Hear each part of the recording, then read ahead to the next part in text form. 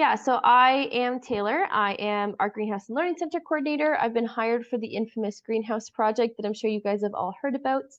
We've been relocated to Woodman Park Community Center, and the greenhouse should be ready for next spring, we're hoping. So in the meantime, I will be operating out of Earl Hague, and yeah, I'll be out there all summer. You guys are more than welcome to come join me, come have a cup of tea, come garden, and yeah, it's going to be a really great season. So this is part 4 of our Let's Dig In garden planning series. So February, March, and April, we talked about all different aspects of garden planning. And if you guys are interested, those are uploaded onto YouTube. Part 3 is not uploaded onto YouTube. It was not presented by me, but I can provide you with the actual presentation itself if you want. But part 1 and 2 on YouTube are chock full of really great information, and you're welcome to go review those at any time on YouTube.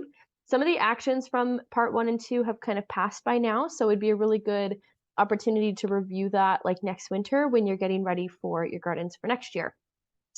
So I'm gonna hop right in here. I'm just gonna share my screen and we're gonna get right into it.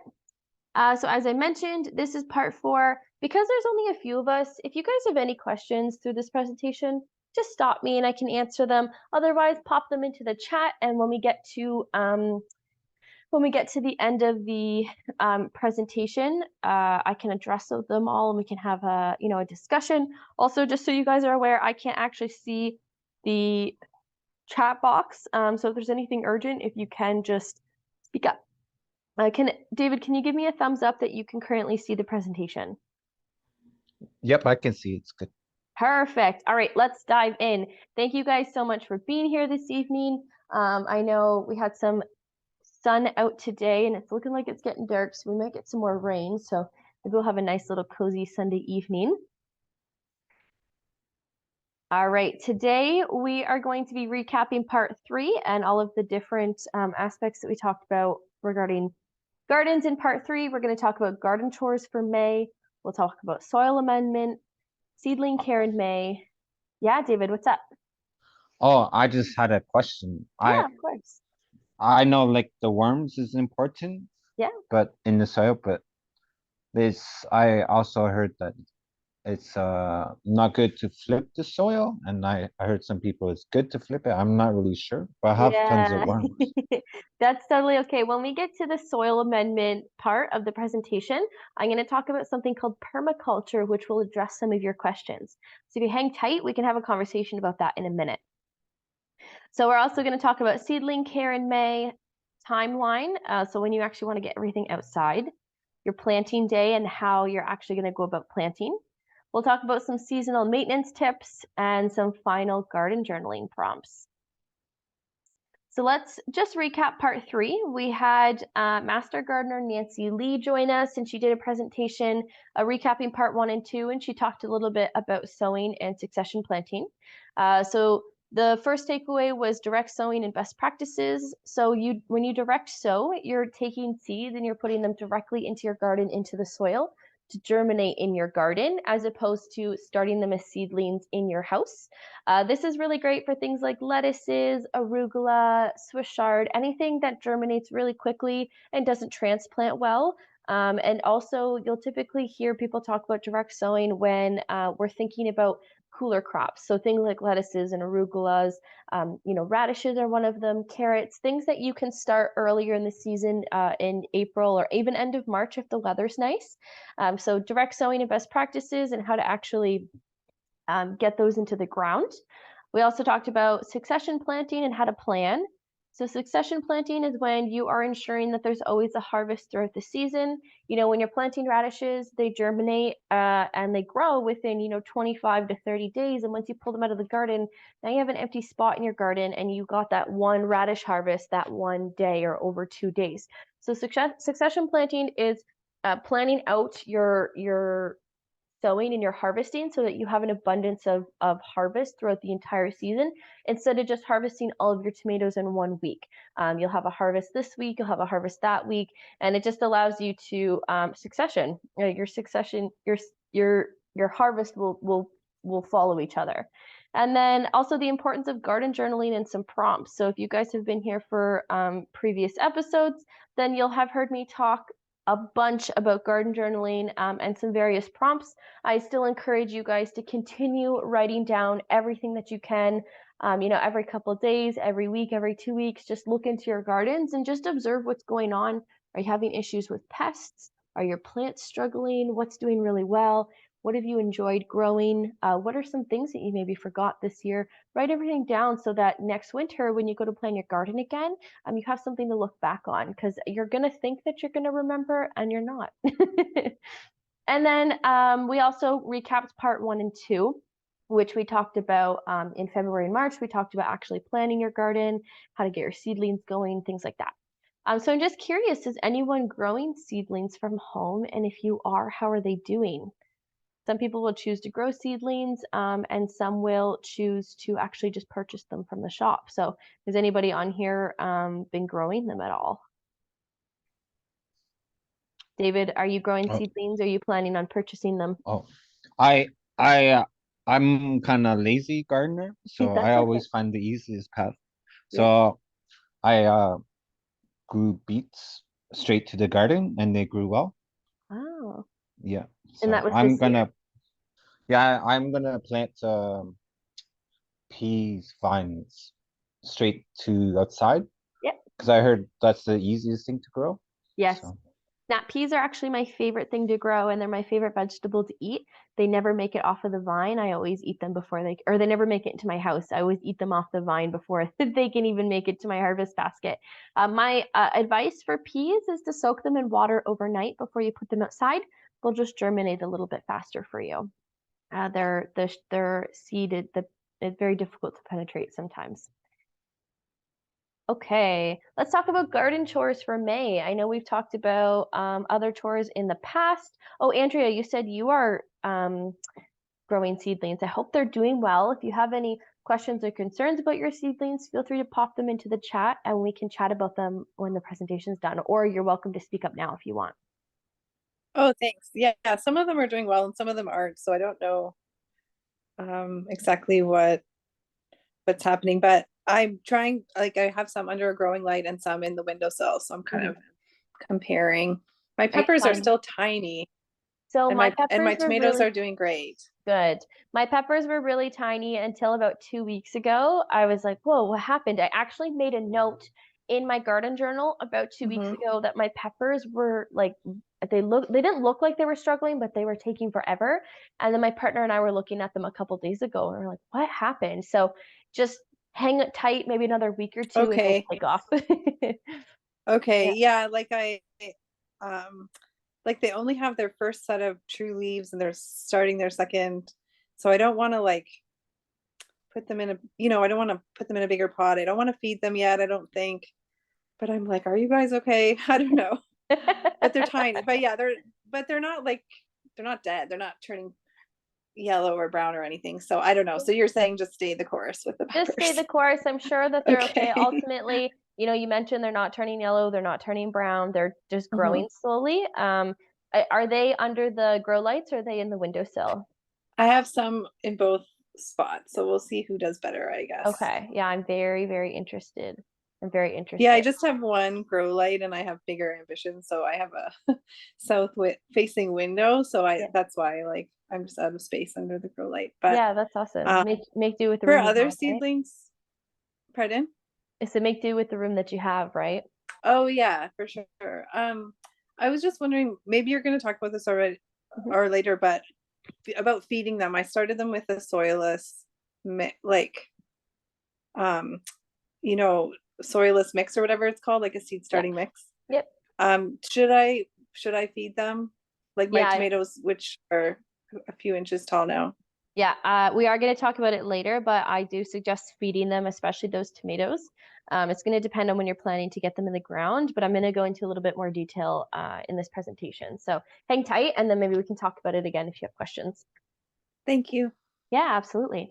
Okay, so let's chat about garden chores. I know we've been suggesting to everybody to hold off on working in your garden in March and April. Just allow those pollinators to wake up naturally instead of jostling them out of their little habitats. I early April, I saw a bumblebee climb out of leaf litter, and I just thought this is the cutest thing. But also, what if I had pulled all of these leaves out from this lavender plant and woken him up and he didn't have food? So I'm hoping that you guys all held off, with getting things going in the garden.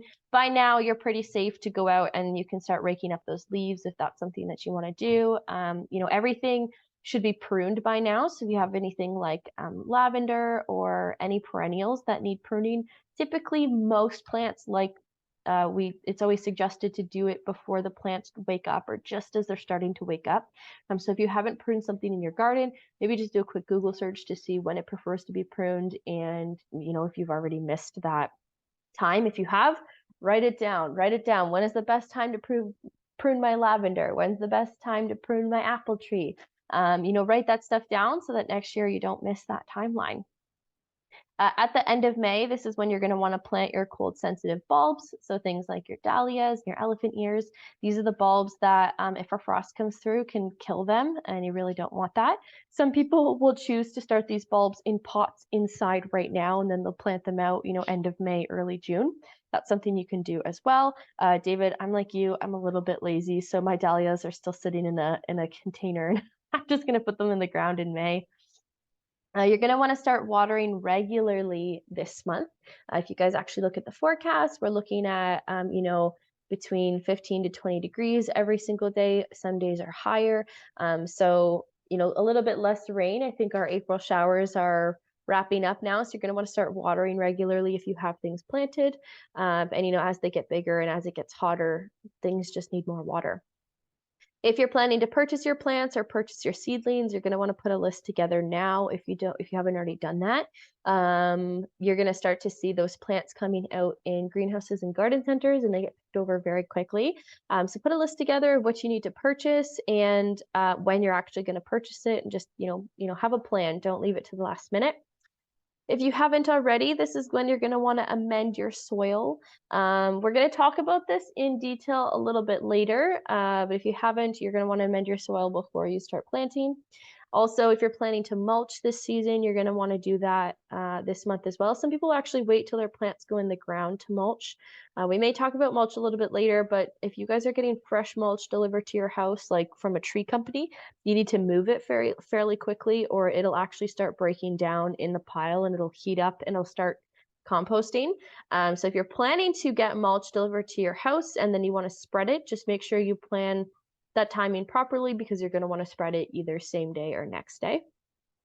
This is also when you can start harvesting your perennial herbs. So I've already had a chive harvest that I've dehydrated. My sage I could start harvesting from, oregano, thyme, things like that.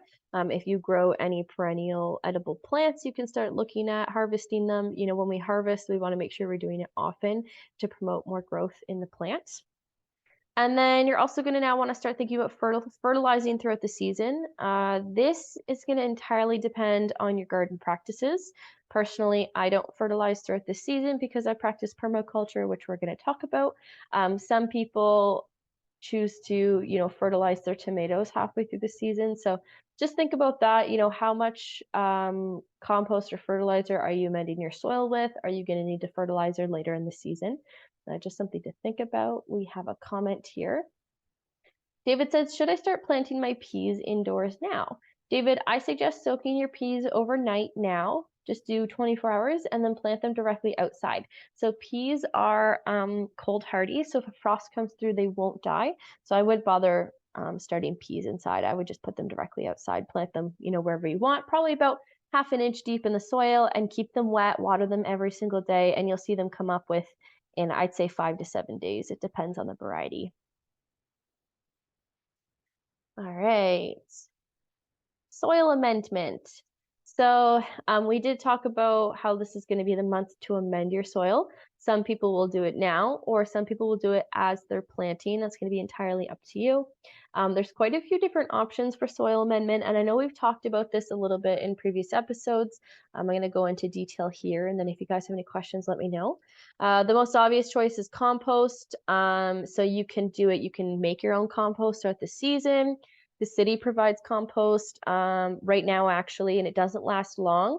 Apparently, they still have some left, but you can go to the city and you can fill up 2 garbage bins per day for free, and it actually is really nice compost.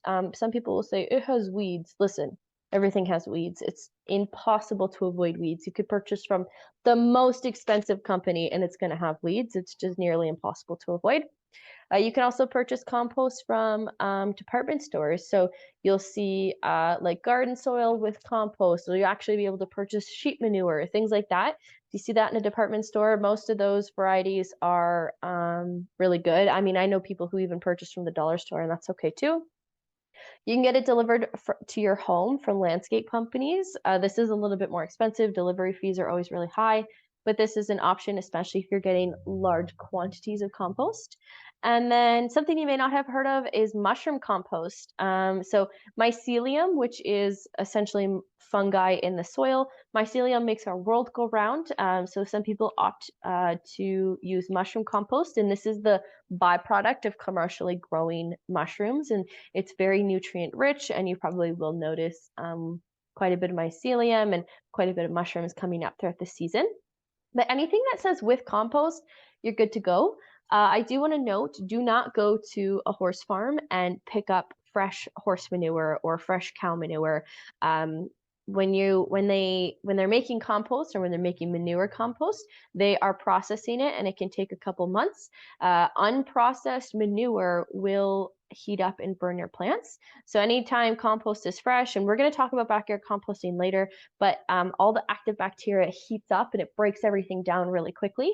And then after it's done breaking down, that's when you go out and you move the compost. So make sure if you're purchasing fresh manure or you receive fresh manure that it's processed or it's mature. Got a couple questions here. Sheep manure is really cheap at Walmart. This is true. It's something like $1.99 per bag. Lots of people opt to use this. Honestly, compost is compost for the most part. When you're purchasing bags of soil, you're safe. You're good to go. And when you get the compost, I know, David, you asked, should you roll it in? Should you top it? We're going to talk about that in a second.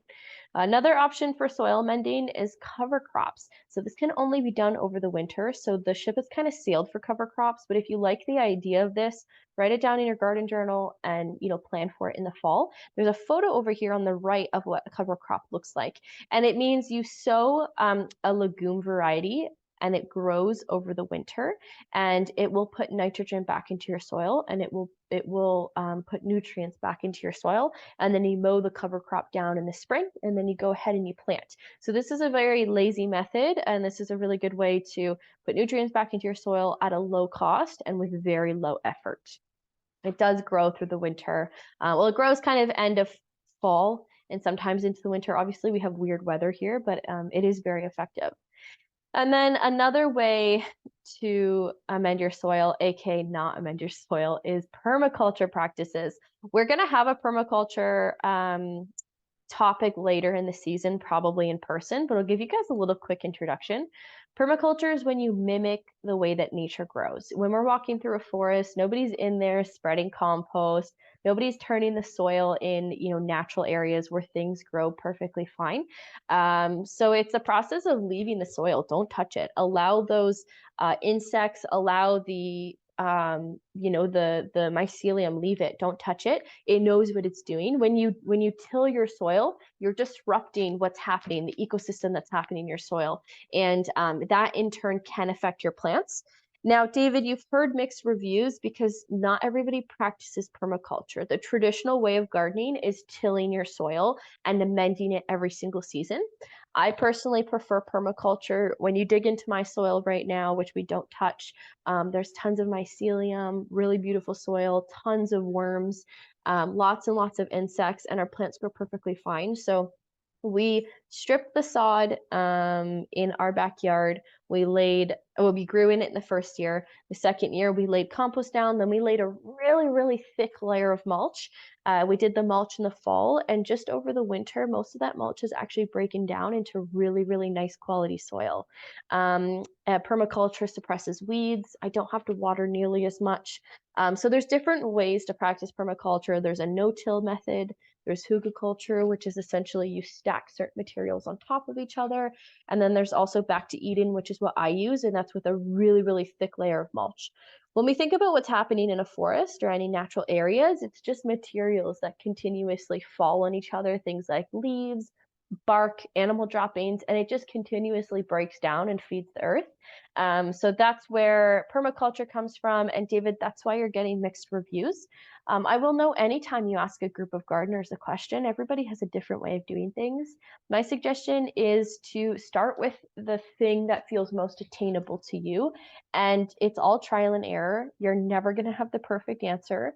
Gardening is never going to be perfect. So David, if you're interested in permaculture, go ahead and research it and see if that, is something that works for you. If not, then you can, garden the way that works for you. You get to make that choice, and you're always going to have different opinions. I will always suggest to somebody to do, back to Eden or no-till, but there's lots of people out there that will continuously till their soil, and that's okay too. It's just whatever works for everybody. All right. Let's talk about seedling care. Andrea, this is a spot where you can speak up if you have questions. David said, I've never heard of legumes. So legumes are things like beans, chickpeas. It's a lot of beans. It's just a type of plant. So if you wanted to purchase cover crop, you could get that from any place that sells bulk seeds. So William Dam Seeds could provide it. You might be able to find some at Walters, or you can order it online. And this is something that usually becomes available in the fall.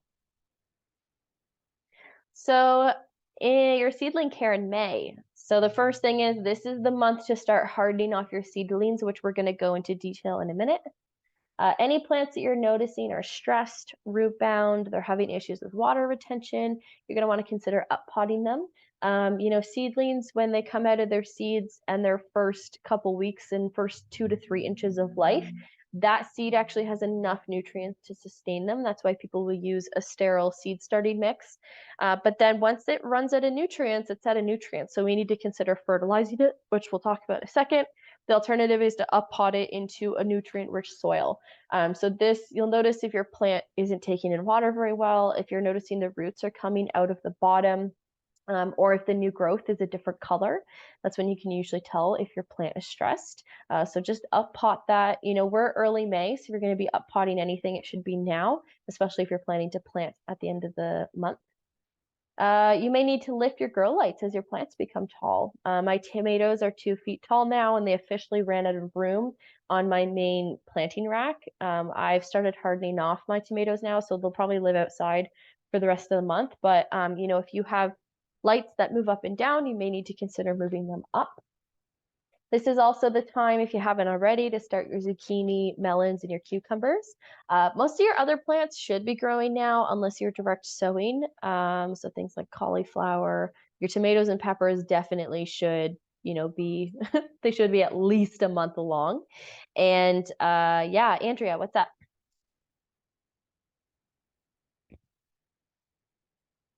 Did you have a question?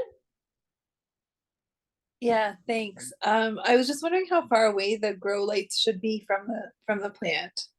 This is kind of again a question you're going to get mixed reviews on. It's going to depend on how strong your light is and how tall your plant is. When you're just getting them going, you should have them, at least 2 to 3 inches above, but that's not always possible. Mine are usually, the problem is I always have different heights. I would say at least 4 inches, 4 to 6 inches at the max. Some people don't have the ability to move them. And if you don't, that's okay. But if you're noticing your seedlings are stretching, the light needs to be brought closer to them. Okay, thank you. Yeah.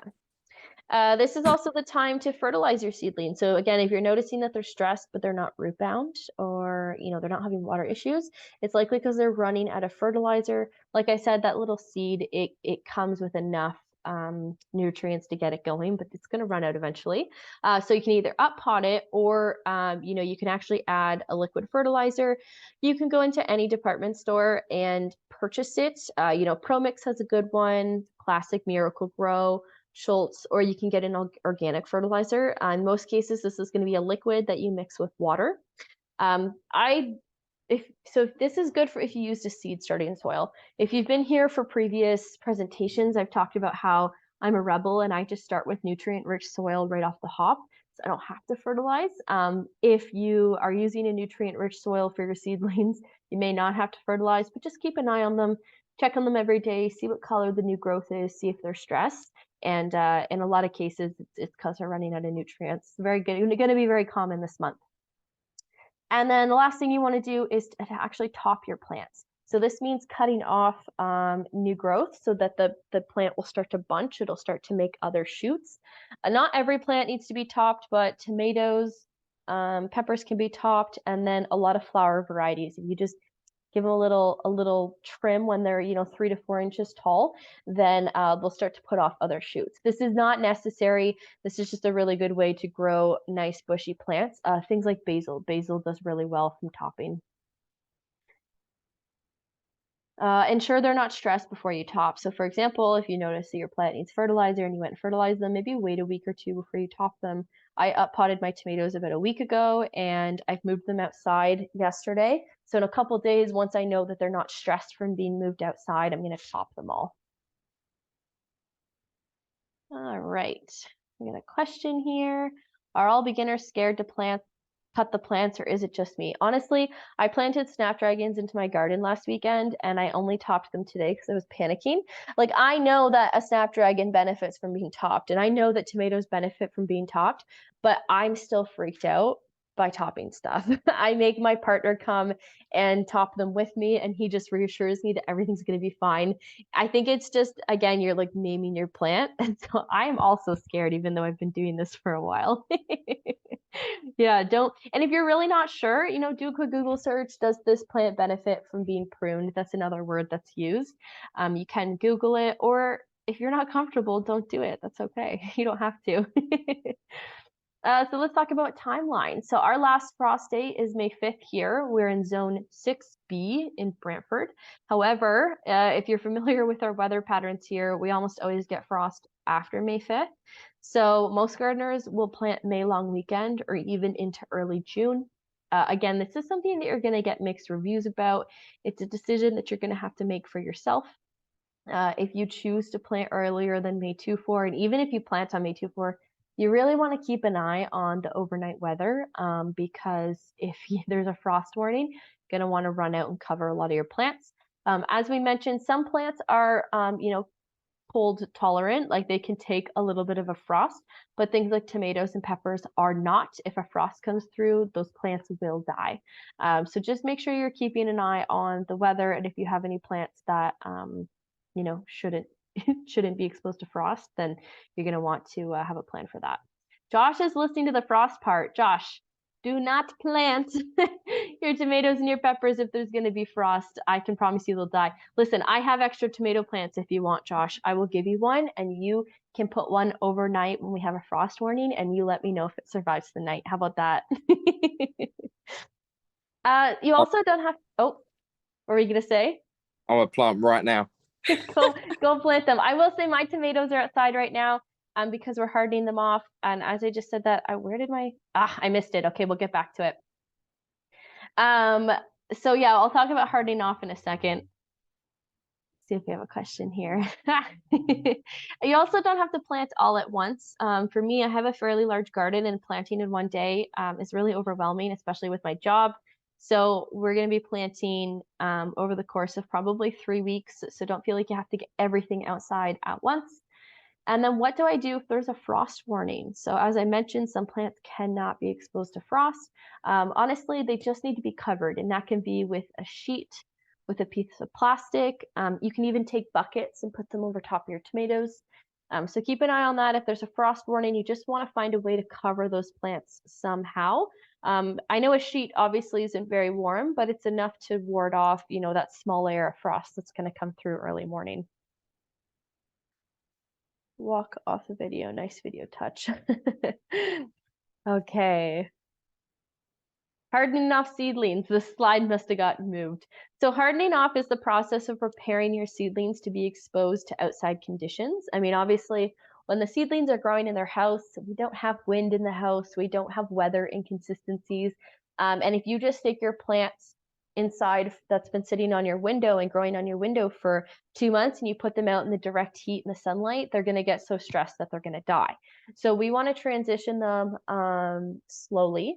I personally at home, my grow lights are pretty strong, and I also have fans that blow on all of my seedlings all the time. So they already have grown with pretty strong stems, but if your plant's never been exposed to wind, its stem isn't going to be that strong, and you could get a strong gust that comes through and snaps everything. So we want to give the plants 2 to 3 weeks to adjust to the outside conditions.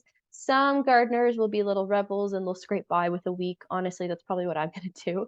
But when you harden off your seedlings, it happens over the course of, like I said, 2 to 3 weeks. So the first day, try and start with an overcast day. Today would have been perfect, because then there's no direct sun on the seedlings and they're not going to get super stressed to start.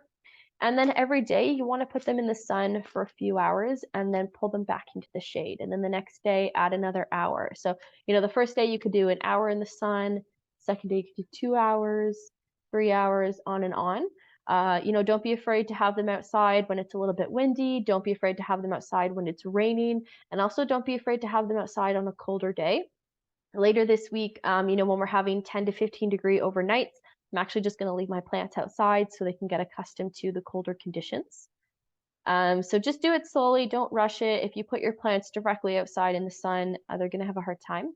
Typically, when you purchase seedlings, they're already hardened off for the most part. When they're grown in a greenhouse, it's usually mimicking those types of conditions anyway, so you're okay.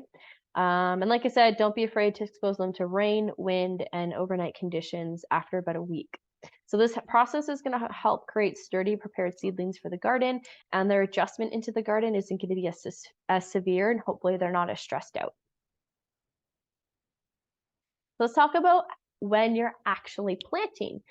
So like I said, a lot of people are going to do this May long weekend. That's standard for our area. It's a long weekend. It's a great time to get out and get your gardens going. It's always been my planting weekend. I will be working, so I'm going to do mine prior to. But try to choose an overcast day. Again, you're really stressing the plants out when you're moving them from an indoor environment or even just their little pots straight into the garden. It's a really big transition for them. So doing it on an overcast day is going to just help with that transition a little bit. If you didn't fully amend your soil prior to, this is where you can actually just go ahead and add compost directly into the hole that you're gardening or that you've dug for the plant. A lot of people actually just amend their gardens that way. They'll just dig the hole for their tomato, toss a bunch of compost in, put the tomato in, and you're good to go. You're also going to want to kind of rough up the roots a little bit. Sometimes I just fully split mine.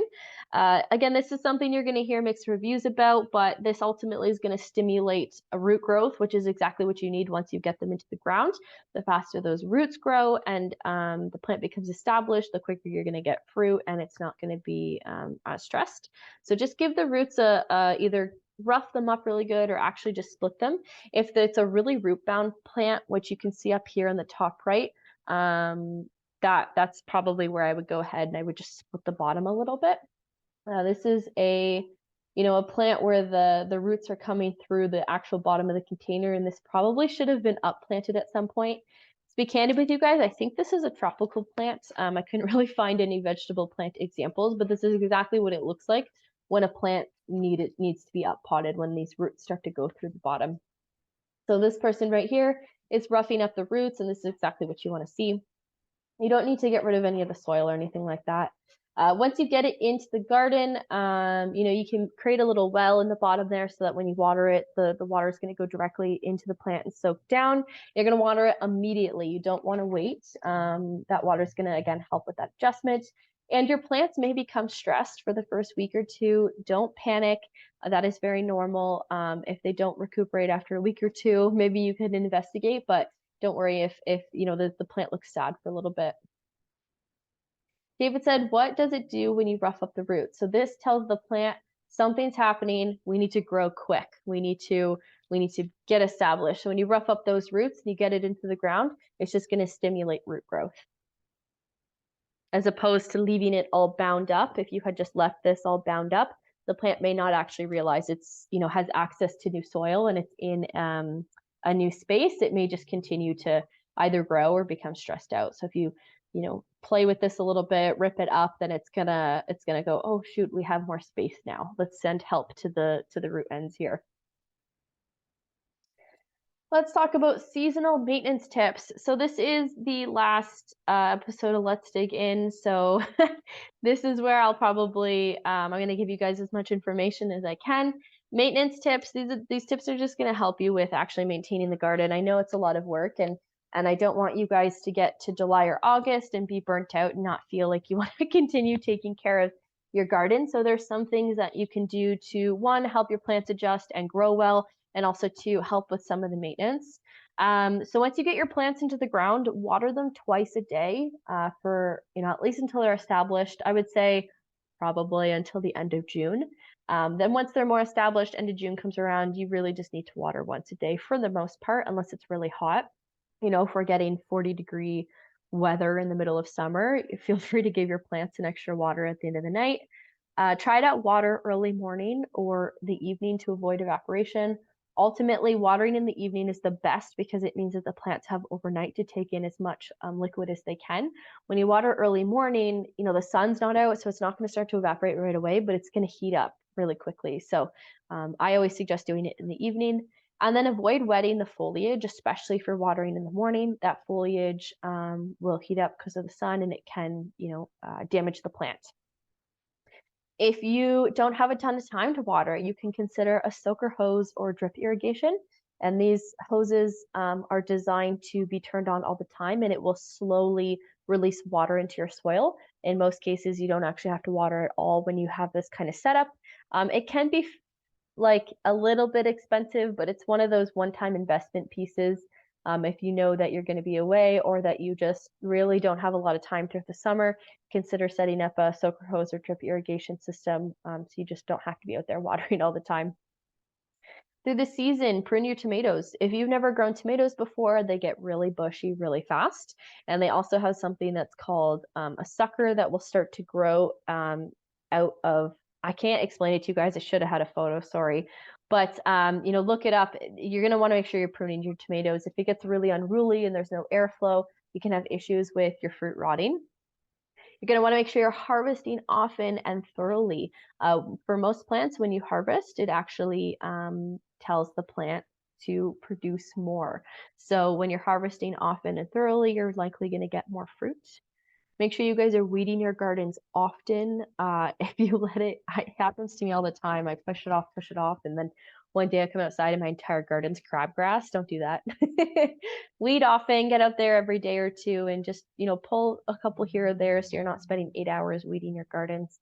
It's also a great idea to weed when after a rain. The soil's a little bit looser, and it's much easier to pull the weeds out when the soil's wet. If you hate weeding like I do, consider mulching, landscape fabric, or raised beds. So as I mentioned, I practice permaculture, so my whole backyard is covered in like 6 inches of mulch. It's very difficult for the weeds to get through, and I just have to do a lot less weeding. That mulch also really, really helps with pests. So last year I didn't really have any pests to deal with. I had a little bit of aphids on my Brussels sprouts, but that was it. Compared to the year prior, when my entire garden was incredibly overwhelmed with earwigs, I didn't have a single earwig last year. So that mulch has really helped with water retention, with weeds, and with pests. So definitely something to consider. As mentioned before, you can consider cover crops in the winter to amend your soil. Oh, is there a question? Oh, what do you like to use for mulch? Leaves or the wood chips? I use wood chips, so I call a local tree company and I say, hey, next time you guys are in my neighborhood, can you come and drop the mulch at my house? And we usually just have to tip the driver. You can also call local landscape companies, like landscape supply companies, and you can purchase wood chips from them and they'll deliver it. I like the wood chips because it takes longer to break down. Some people will use hay, which is a great option too, especially for like more sensitive plants that don't really like heavy loading. But the mulch has worked out really well for me, so I heavily suggest it. Yeah, just give a local tree company a call and see if they'll deliver for you, because ultimately they're paying the landfill to get rid of the chips anyway, so they're usually okay. We'll come drop it off. You can also plant native. So a lot of times, most of the native plants, at least to our area, are drought resistant, so they don't need to be watered every single day. They can be pest resistant as well, disease resistant. So planting native plants, this is more, for gardens than necessarily vegetable gardens. But planting native will, require a lot less maintenance. And then you can also consider mobility aids. So if you have knee issues, you can consider having a seat or a stool with you. Use knee pads. You can also get extendable tools to reach to areas that you may not be able to otherwise reach. So just consider your mobility, and there's lots of tools out there to assist with that if it's not, if you're not able to get down onto your knees every single day to weed. And don't forget to stretch, wear sunscreen, and wear weather appropriate clothing, and as well as stay hydrated. Gardening is only sustainable if you're taking care of yourself. And if you're outside, for 6 hours on a Saturday doing garden stuff, and you're not drinking any water and you didn't put any sunscreen on, you're gonna feel those effects. Let's talk about seed saving. So not a lot of people consider seed saving when they're planning their garden, but this is a really great opportunity to, see where these seeds come from, and also be able to have access to a garden next year without needing to purchase anything. Seeds are getting up there in price. So if this is something you're interested in, definitely give it some more research. I highly suggest taking these steps to obtain these seeds. So most plants go to seed at some point. Every plant has a different way of reproducing. Some do it in the ground through the roots, some produce bulbs, and then some go straight to seed in their foliage, or their flowers will actually create seeds. So every plant's a little bit different. If you are interested in doing this, just again, a quick Google search on, how you can preserve a specific plant, and you'll get some information on the best steps.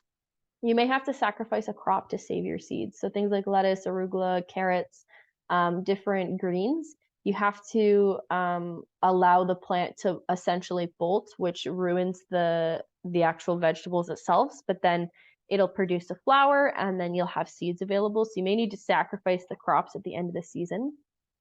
Some seeds are also spices, so things like coriander and dill. You can grow those plants specifically to, on top of them being seeds, they're also spices. So it's not entirely a waste.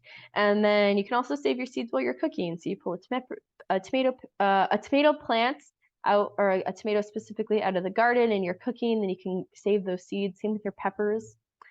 Bolting is the process when a plant essentially it's triggered, okay, it's time to now produce a flower and produce a seed. It's at the end of its lifetime. This happens with most greens like lettuce, arugula, spinach. And you'll notice this will start to happen at the end of June. Your plants will suddenly grow really, really quick.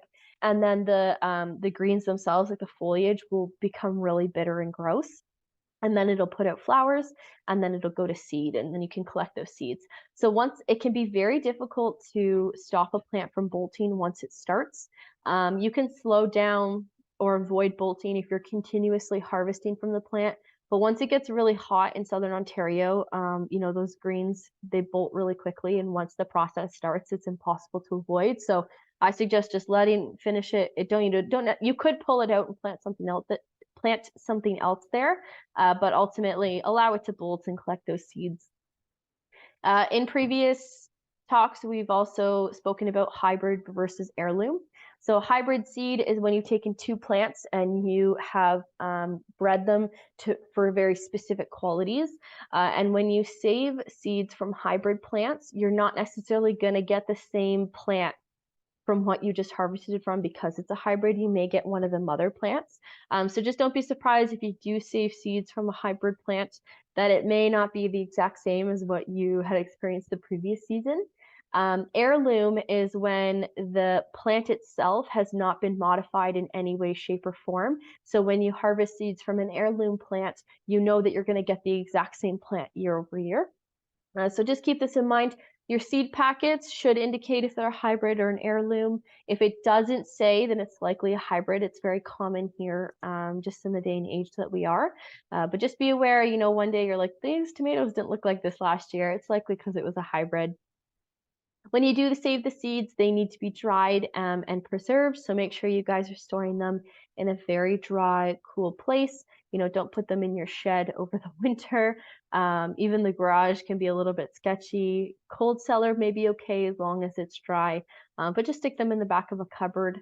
I know we've talked about this before, but some seeds, especially ones that are native to this area, need to go through the process of cold stratification. So they actually benefit from being in the cold. So if you're not sure how to store your seeds, again, just a quick Google search, how do spinach seeds need to be stored, and you'll get that information. Just keep in mind that if you're letting everything freeze or you're letting anything get damp, it may not grow the next year.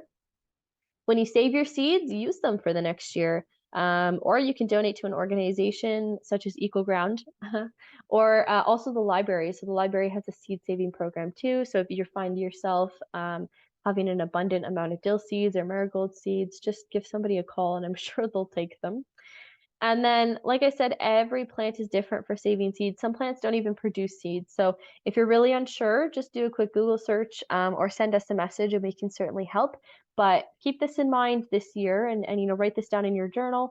If there are specific plants that you would love to have seeds from, write it down and actually go research the best way to harvest them. All right, we're going to quickly talk about compost and then wrap up.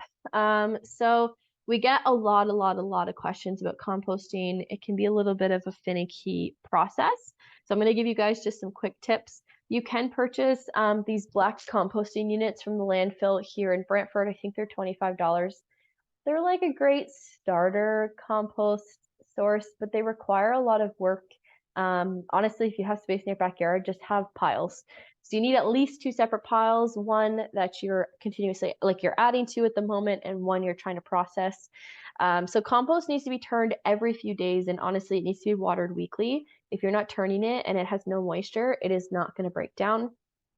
Don't add things like meat, dairy, corn cobs, pits, anything that, like, if you're unable to like break it down with your hands, it's going to take a really long time to break down in your backyard compost.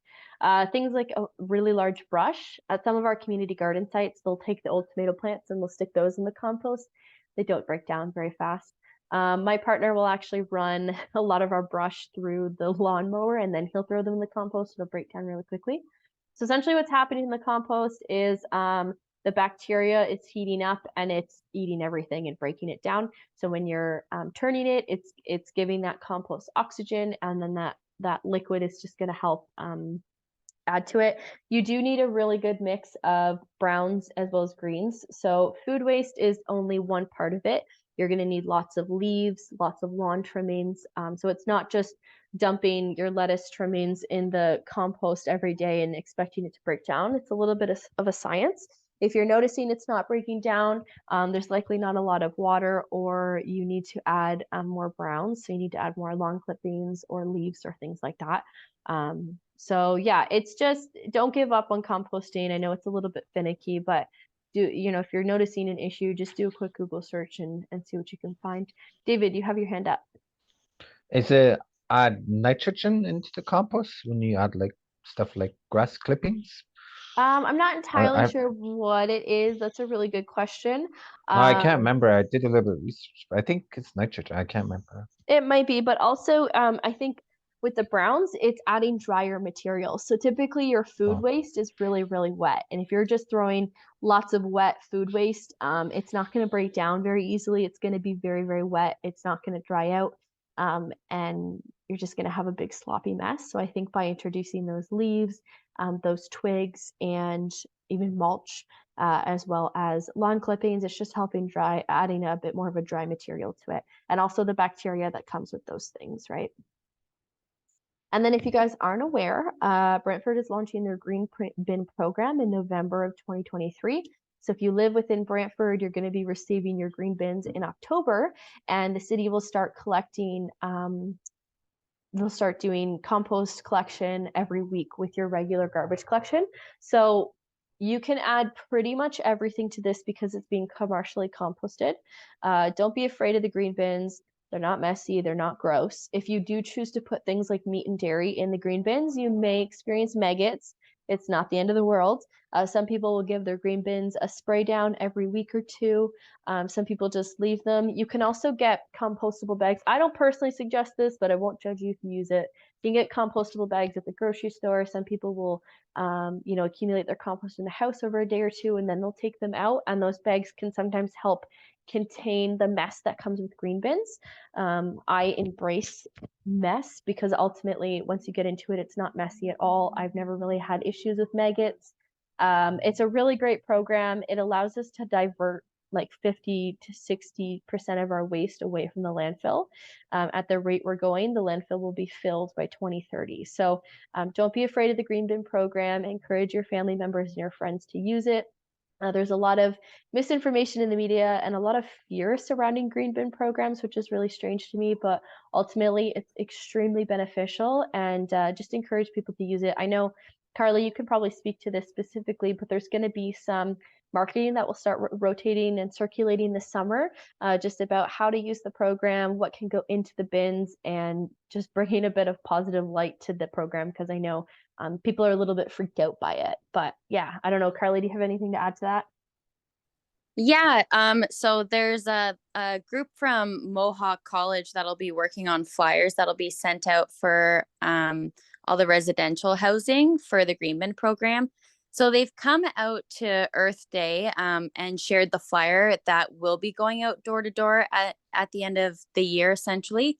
And hopefully encouraging them to get out more and encouraging the city for more education regarding the Green Bin program.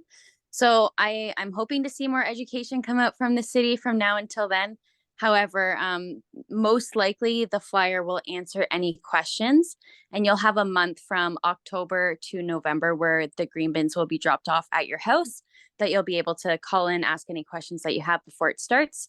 And then the idea is that it starts in November. And I know they're trialing it out right now in downtown just to see how it goes. So if there's any, I guess, like roadblocks or gaps that they need to improve, we're hoping that that's going to get done in the summer. So it's super exciting and definitely something that we need. And it's a really fun program. And I think we're just talking about this too, Josh and I, about the green bin, because we were in Burlington where it had a green bin program.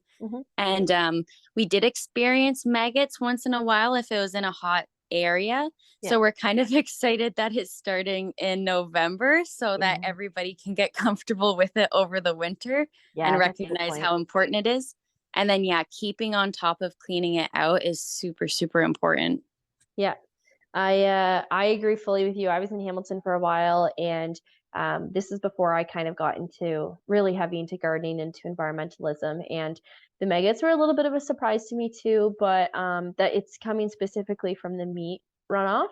There's a big misconception with green bin programs that it's going to attract pests, it's going to attract this, it's going to attract that. I mean, ultimately, imagine what's happening at the landfill, right? So as long as you're using the program appropriately and you're using the bins that are provided, these really shouldn't be issues. This is a tested system in bigger municipalities. This isn't like brand new to Southern Ontario. So ultimately, Brantford is turning to other municipalities to actually roll this out. It's not like they're doing this blindly. So again, really, really support this program. I hope you guys are all excited about it. It felt like Christmas for me when they announced this. So yeah, encourage your family and your friends. And then like if you guys have questions, call the city, or you're always welcome to reach out to me and Carly. We're really in the loop with these types of things on a personal level. So if anybody wants to have a bigger conversation about compost, call me. David, you said we should be allowed to raise chickens. It's actually, we are allowed to raise chickens. So there's no bylaw here stopping us in the city from raising them. There are rules. You have to be a part of a specific club, and I think you can only have a certain amount in a specific set of square feet. And I'm not sure if we're allowed to have roosters in town. But David, if you are interested in chickens, just do a little bit of research, but we are allowed them in Brantford. My partner and I were considering it, but we decided not to just because our space isn't that big enough and I don't want them to impact my gardens. We're getting bees instead. So if you guys are interested in raising chickens, it's definitely a possibility here in Brantford. Carly says she's happy to ask any questions or connect you via email with those who know the answers, aka the Mohawk College students who have been working on the Green Bin program. Okay. I'm going to quickly talk about Eagle Ground. So I'm pretty sure you guys are all familiar with what we do. We have 30 plus community gardens across Brantford and Brant County. The gardens are overseen by a garden champion and are worked on by a team of volunteers. All community members are welcome to harvest. There's absolutely no requirements. We don't rent out plots or anything like that. They're all communal. So anybody, literally, you could be working on a tomato plant for 3 months and anybody's welcome to come through and harvest. So a lot of our volunteers are gardening to be able to get their hands dirty and have access to green space and also connect with their neighbors. Any extras that are not harvested are donated to the community, oftentimes the food bank. That's definitely one place that we bring a lot of our extra harvest, especially from the Earl Haig site. If you're interested in the community gardens, there is a map of all of our sites online, and you can also register as a volunteer online.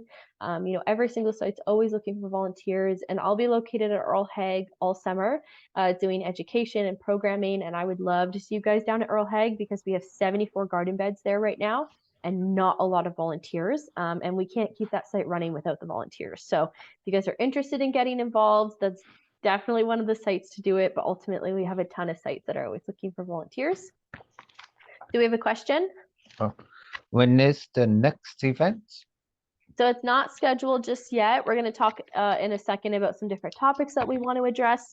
I need to get through this crazy May first with all of the planting and getting all of the gardens. We're supporting like 70 gardens this year. So just making sure everybody has what they need.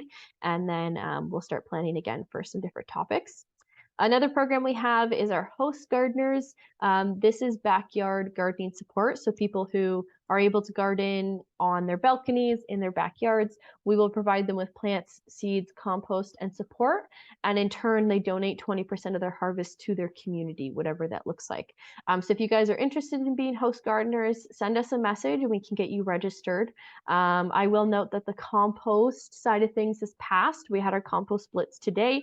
So if you are looking to be a host gardener, you may need to arrange compost separately, but other than that, we can still support you with plants, seeds, and support. And then some future topics that we're going to be addressing, nothing scheduled yet. We're going to do some water bath canning together. We will do an actual workshop on seed saving, composting, cover crops, tomato care. We're going to be doing a lot of in-person stuff. So if there's anything specific that you guys want to learn, or if you have any resources or even any knowledge to share with our group, reach out. I would love to hear what it is that you guys actually want to learn. We do have a pretty extensive list on our end of different things that we want to address, and we've been gathering feedback from people as they present it online and in person. But if there's something that you want to see and you haven't told us about yet, definitely send us a message. Again, we can have a conversation about that if you guys want. But yeah, keep your eyes out. If you're not already, make sure you are in our Facebook group or you're following our social media.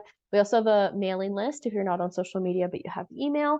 Right on our website there, you can subscribe and we keep everybody in the loop there as well. No spam. It's usually 2 to 3 messages a month, so nothing crazy. Before we leave, I want to talk about garden journaling again, because this is truly your greatest resource. You will be so happy next winter when you pull out your garden journal to plan how many notes you made. So garden journaling is recording anything you can think of. I record every possible detail. Some people just record what feels important to them. So your plans, germination rates, successes, failures, everything. Record it all. Oh, your pepper plants are taking a while on May 5th. Oh, shoot, they really started booming around May 10th. Be patient. Things like that. Some May prompts that I suggest you guys consider in your journal right now. What's growing in your garden currently? Every day I do a walk through my garden. Right now my rhubarb is flowering, and I didn't know that rhubarb flowers. So noting that in my garden journal and gonna actually look that up and do some research on that because I'm like a little bit nervous right now. Can also, record what's edible and how do you plan to consume it. I have a ton of chives growing right now that I've been harvesting that I'm dehydrating, and dehydrating took a really long time for me. So I made a note of that in the garden journal that next time I need to chop my chives before I dehydrate them. So things like that. You can also make note of how your seedlings are doing right now, and did you need to fertilize or up pot versus what soil you used. your favorite recipes using garden ingredients, and any garden or growing issues, including pests that you're starting to notice. So throughout the season, make notes because it's just going to make next year so much easier. And that's how you're going to continue, building on your skills and becoming a better gardener. And is that it for me? I think that's it for me. I thought I had another slide, but I guess not. Okay, that's it from me. I'm going to stop sharing my screen, and then, we can have an open conversation if you guys want, if you had any questions. I think I addressed all the ones in the chat as we went through, but if you guys have any questions right now, let me know. Like I mentioned, this is the last session for this specific series, for the garden planning series. But I'm hoping you guys all get out into your gardens later this month and you start planting and have a really great season. But I'm sure I'll see you guys all again at future stuff. We're going to be doing lots of in-person stuff at Earl Haig. And like I said, if there's anything specific that you guys want to see, let us know. Will there be a pizza seed planting party? I don't think this year we're not doing a massive planting day at Earl Haig, just because we have a lot of different groups that are going to be coming out over the course of the week. So I think it's going to be a slow plant. But David, connect with me if you're interested in assisting at Earl Haig, and I can keep you posted in like what days we're doing what.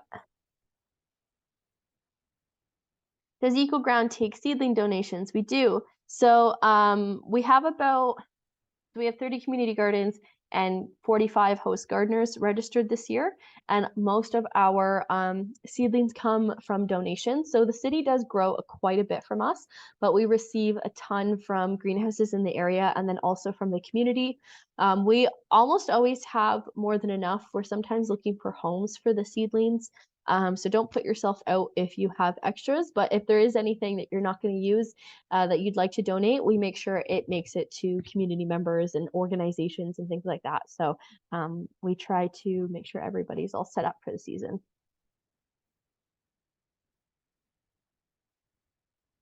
So yeah, if anyone has any final questions, now's the time to ask them. Anything that we talked about today, or any other questions that you have, maybe unrelated, I'm here. I'm happy to answer them. As mentioned, this will go up on YouTube, and it also is added to our database that some of our gardeners use for. Oh, my brain's not working. It's Sunday night. For resources. So if you guys want to look back on any of this information is available. I'm also always happy to send my slides to you. I know the slides are quite basic. I typically just speak about them. So YouTube may be a better option for you, but yeah. So if nobody has any questions, I'll let you guys go. I know we're almost 10 minutes over. Sorry about that. The sun did not come back out. It actually looks like it's about to rain. So maybe we can have a nice little cozy night before Monday starts tomorrow. But again, if you guys have any questions, definitely reach out to us. And I hope to see you guys in the future. All right. Have a good night, everybody.